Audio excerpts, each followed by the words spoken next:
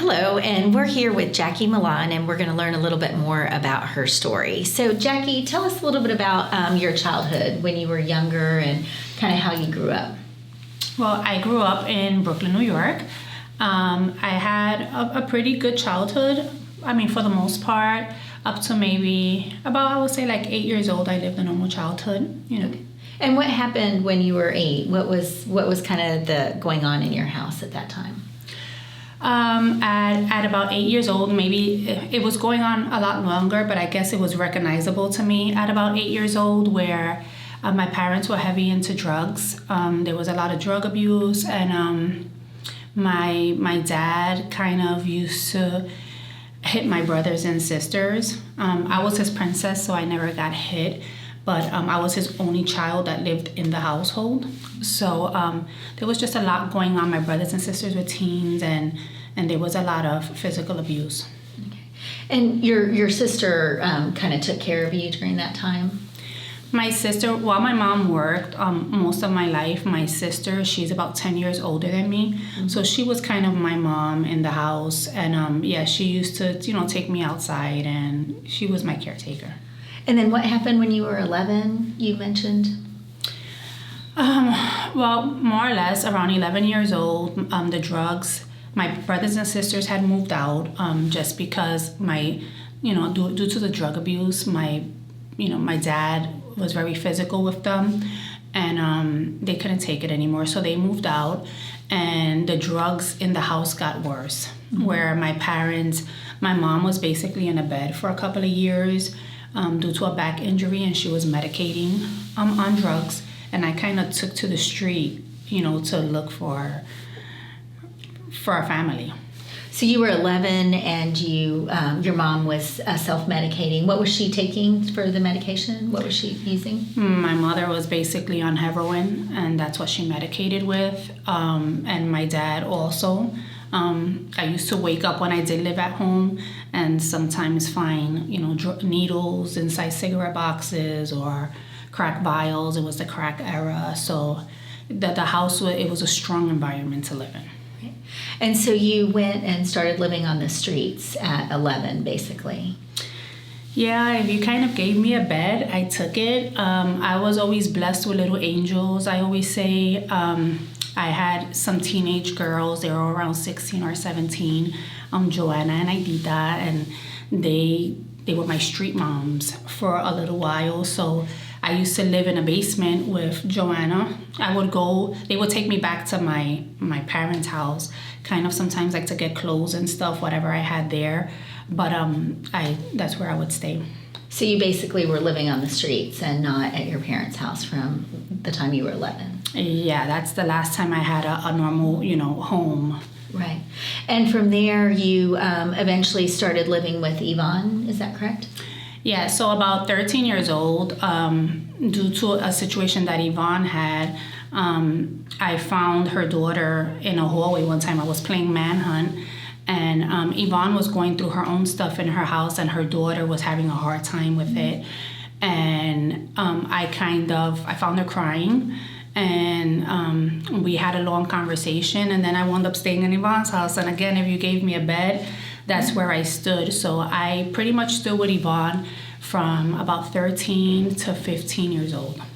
And what was it like at Yvonne's house? What did she provided? Did she, have responsibilities for you guys, or what did you do there? So Yvonne was recently divorced and separated, and at that time she became a lesbian woman, so it was a little hard for the family. The family was getting adjusted. It wasn't so popular or accepting in those days, and then so she was dealing with that, and then she was trying to feed us on whatever food stamps she would get. So, food was very limited. We would go, her sister worked in a school, and whenever there was the milk was just about to expire, or they had extra food, a box of cheese, she would pack it in garbage bags for us, and we would go and kind of like Santa Claus come and walk it down, and that's how we ate. And I paid for my living there by I had kitchen duties. I had to clean the kitchen. I had to scrub pots, but she gave us a roof and some sense of a family. Like, she tried to do Christmas, and, that was a little bit of normalcy during those years for me. Right. And so she taught you the value of working hard and kind of, having duties in order to be at the house. And there were other kids with you guys, right? Yeah. So basically, Yvonne took care of everybody that she could. I remember one day I went outside to the front and I met another friend of mine. She was an older girl, but she was also on drugs. I was not on drugs. Thank God I never used any type of hard drugs. But she was on drugs, and I brought her upstairs with me one day. I always try to save the world, right? I'm like the ghetto Mother Teresa. And sure enough, I brought her upstairs, and Yvonne gave her a shower, and before you knew it, she lived with us for about 1 or 2 months, because we would always try to help out even though we didn't have. Right. So that's kind of where you started getting that passion for helping others, you'd say? Okay. And then, so what happened after that? So tell us about, how you transitioned from Yvonne's house. So I stayed with Yvonne till we used to live in the south side of Brooklyn, and drugs were a big deal. Like, the drug addicts were in the streets. They would line up down the street, like, wow, literally, to wait for drugs when they would run out. And So Yvonne, we went through a little bit of a rough time where we were really tight on money, and I kind of took to the drug dealers outside, and I started making a little bit of street money to help out the family. At that time was when I met a boyfriend. I was 15 and he was 25 years old. And then Yvonne, once I started getting involved with the people in the neighborhood and in the street, Yvonne kind of threw me out. So now I lived in another friend's house who picked me up. They used to call her Hollywood. And staying with her, I had this boyfriend, and I experienced my first domestic violence where he was very controlling, and, he would slap me and, hit me, but I felt significant because for the first time in a long time, right, the mindset is crazy. Because he beat me, I felt like he loved me, and, it was part of the street. So that was like in 1989, and Christmas of that year, as a child, like at the end of the day, I was still 15. Right. I was so excited because I wanted to open Christmas gifts, and he wouldn't respond to my beeps because I was beeping him. We didn't have cell phones. And I kind of pissed him off. And then finally, when I reached him, like at 1 or 2 in the morning, he said that he was gonna come see me. And as I was walking towards him, I could see the anger, and I'm like, oh, this guy is gonna beat my butt. Right. But he didn't beat me that day. He actually pulled out a gun and he shot me 6 times. Wow. So he shot you 6 times. Yeah. So that was on December 26, 1989. Nobody knew I was missing. It was a crazy evening. After I got shot, I remember, don't start crying, you're gonna make me cry. I was found by a prostitute because I was laying down, and so when they took me to the hospital, a prostitute saved my life, right? And so they had me as a Jane Doe 25-year-old prostitute. Wow. Stop crying. You're not dead. But so it was obviously a life-changing experience, and what was crazy was that if I would have died that night, nobody would have I would have been one of those missing people. Right, that nobody would know. Nobody would know because she didn't know. And they had me as a 25-year-old when I was 15. And when I woke up, I was very conscious of what happened. And they gave me a piece of paper, and I wrote my name and phone number. And I laugh today. It's not funny, but, what's the right word? I'm so driven to always do things. I remember laying in the ambulance and they were tying my arms down, right? Wow. And I remember with my fingers trying to tell the ambulance people, I couldn't speak. I don't know why. I guess because of the blood, you're almost unconscious. But I remember with my fingers, I'm trying to tell them my phone number to my house. I don't even know how you remember that. It was just crazy. One of those moments, because back in those days, we only had 7-digit phone numbers. It wasn't like, a cell phone. It was just, and I was really trying to tell them my phone number. That's so crazy. Who were you trying to tell them to call? My sister Lenore's house. My mom lived there at the time, so because my brothers and sisters, they existed, right? You were still in touch with them. Yeah, to some point. Like if I remember if I had an earache, I had to contact my mother because I couldn't go to the hospital. I was 14, so I would have to take my mom, or for things like that. But right. So then, did your sister come to the hospital right away? I remember waking up, and I remember my brother, Richie, he's my favorite, one of my favorites, but because he always was the one to look for me in the street. He always came by once a month, once a week to find me. And but I remember hearing him, I was sleeping, and him telling my mother, that's not her. And it was because my face was so swollen that he always says that until I didn't open my eyes and look at him, he was like, that's not her, Mom, it's a mistake. Wow. And where were you shot? Oh, all over. In my chest, in my side, on my thigh, between my buttocks. Wow. I have one that's literally like right here. But, everybody asks, did you see the light?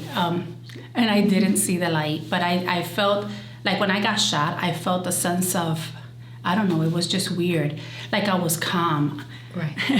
Right. But, and I don't mean to laugh, right? Yeah. But it's just, you think about it now. He shot me and I was standing for all 6 shots. Wow.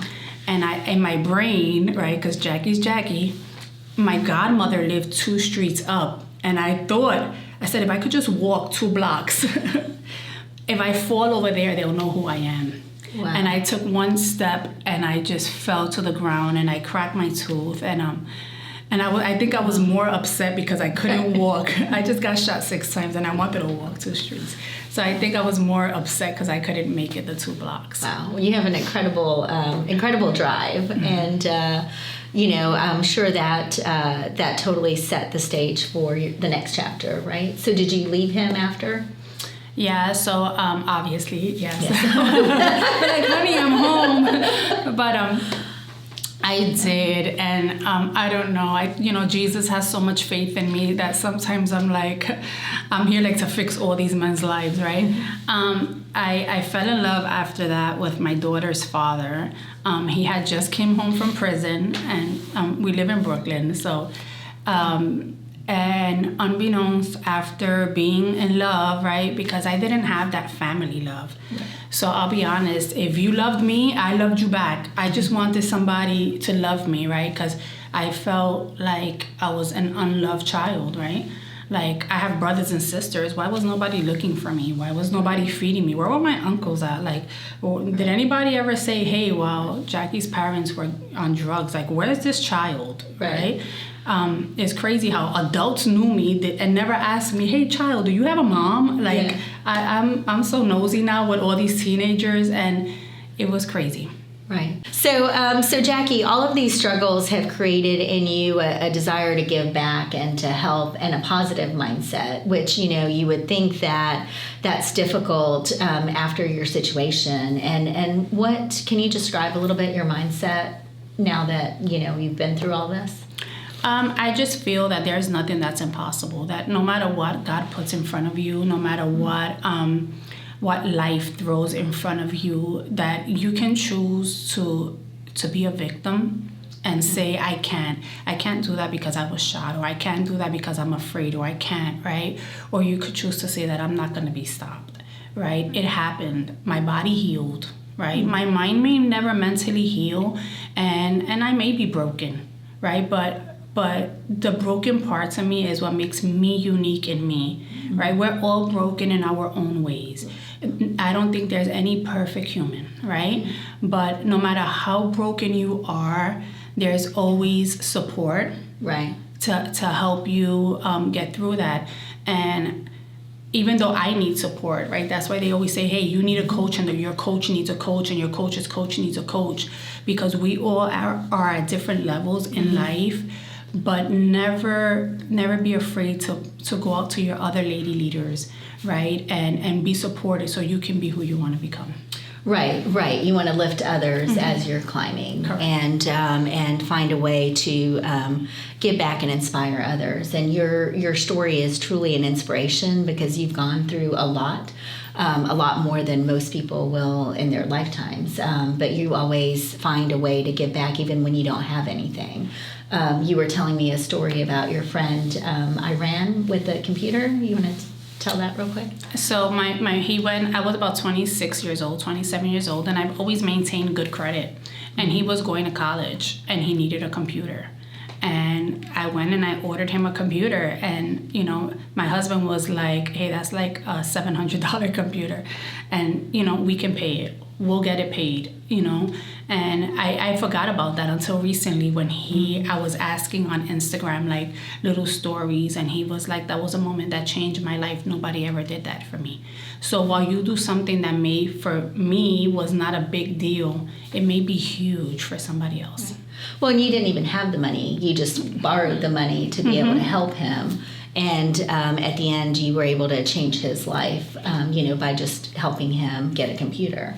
And so I think that's only one of 1,000 probably instances where you helped other people. And, I think that you're truly an inspiration to others. So you give people a light and a permission to shine. So keep giving back, and the world gives back to you. So after you had Karina, and then eventually you started your business, right? And then you got into real estate. So tell me a little bit about that.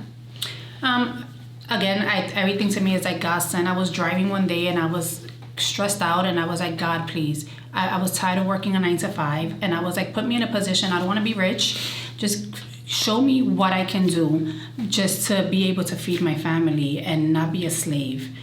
And I got home, and my husband said, hey, why you don't go get your real estate license? And it was literally like that.